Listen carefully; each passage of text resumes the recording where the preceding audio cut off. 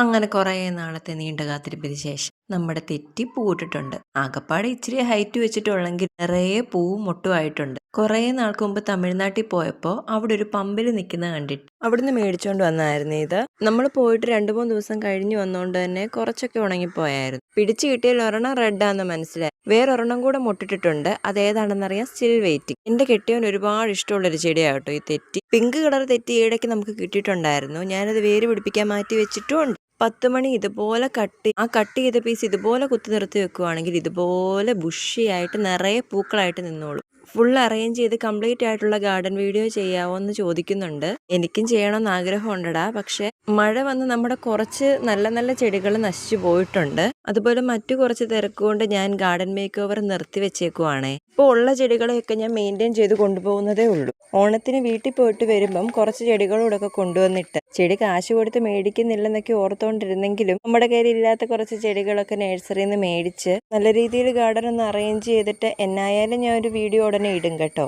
അപ്പം ഇന്നത്രയൊക്കെ ഉള്ളൂ. വീഡിയോ ഇഷ്ടപ്പെട്ടാൽ സബ്സ്ക്രൈബ് ചെയ്ത് സപ്പോർട്ട് ചെയ്യണേ. ബൈ.